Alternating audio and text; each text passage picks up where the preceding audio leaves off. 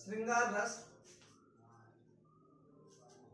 जब हम देखते हैं तो मुख्य रूप से नायक नायिका के परस्पर प्रेम या स्नेह के कारण रति नामक स्थायी भाव जागृत होकर पुष्ट होता है,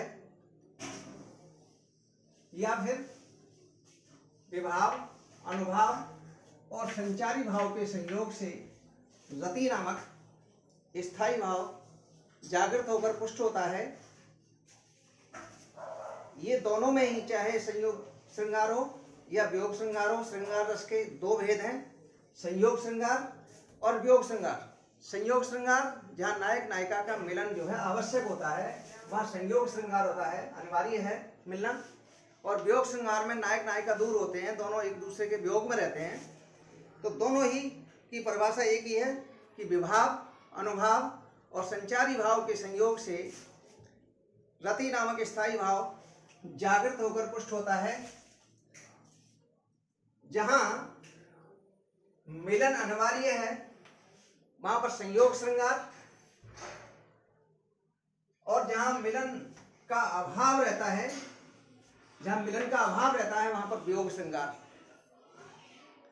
यानी वियोग श्रृंगार में नायक नायिका नहीं मिलते, इनका अभाव है, और संयोग में दोनों का मिलन आवश्यक है। ये चीज ध्यान रखनी है, परिभाषा दोनों की एक ही है, विभाव, अनुभाव और संचारी भाव के संयोग से या नायक नायिका के परस्पर प्रेम के कारण जो रति नामक स्थायी भाव, दोनों की परिभाषा एक है। अब हम लेते हैं संयोग श्रृंगार। संयोग श्रृंगार का उदाहरण देखते हैं। कौन हो तुम बसंत के दूत, बिरस पतझड़ में अति सुकुमार, घन तिमिर में चपला की रेख, तपन में शीतल मंद बयार, तपन में शीतल मंद बयार। मनु एकांत निर्जन स्थान पर बैठे हुए थे। वहां पर श्रद्धा जो थी पहुंचती है। मनु ने पहली बार श्रद्धा को देखा है। श्रद्धा की सुंदरता को देखकर मनु बड़े मुग्ध हो जाते हैं और उनसे पूछने लगते हैं कि तुम कौन हो? बसंत के दूत, मेरे मन में बसंत लाने वाले, प्रसन्नता लाने वाले आप कौन हैं? ऐसा करके पूछते हैं। तो इसमें आलंबन है श्रद्धा, क्योंकि श्रद्धा के कारण मनु के हृदय में संयोग श्रृंगार उत्पन्न हुआ है और आश्रय है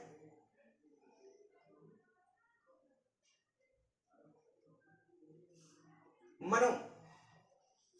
आलंबन श्रद्धा और आश्रय मनु, मनु के हृदय में उत्पन्न हुआ है। और स्थायी भाव रति, आलंबन श्रद्धा, आश्रय मनु, मनु के हृदय में। और उद्दीपन में दो बातें हैं, एक तो एकांत में श्रद्धा की सुंदरता, दूसरे उनका अंधकार में बिजली के समान चमक की तरह से थी श्रद्धा।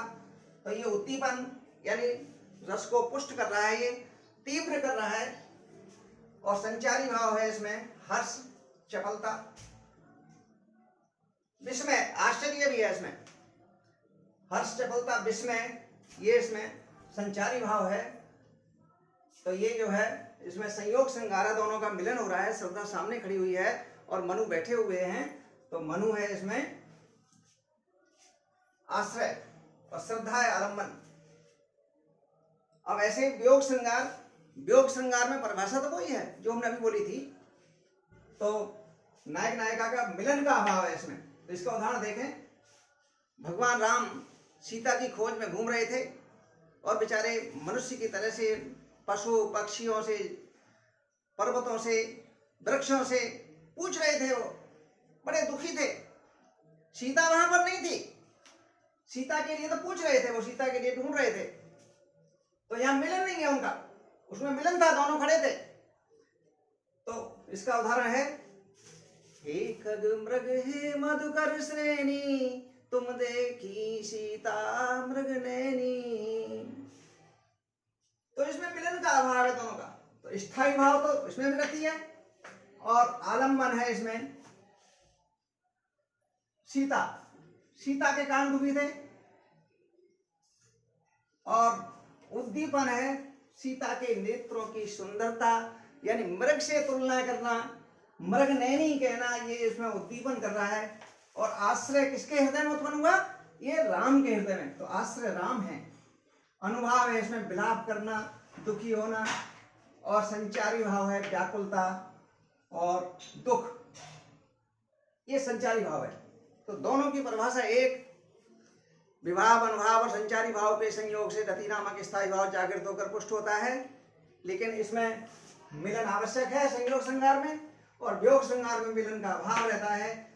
दोनों की परिभाषा एक जैसी है, दोनों में यही अंतर है, बाकी कोई परिभाषा में कोई अंतर नहीं है। दोनों में यदि वो परिभाषा लिखे हम कि नायक नायिका का परस्पर प्रेम या स्नेह, तब भी वही है दोनों में। रति नामक स्थायी भाव दोनों का एक है, और एक में मिलन का अभाव है और एक में मिलन आवश्यक है।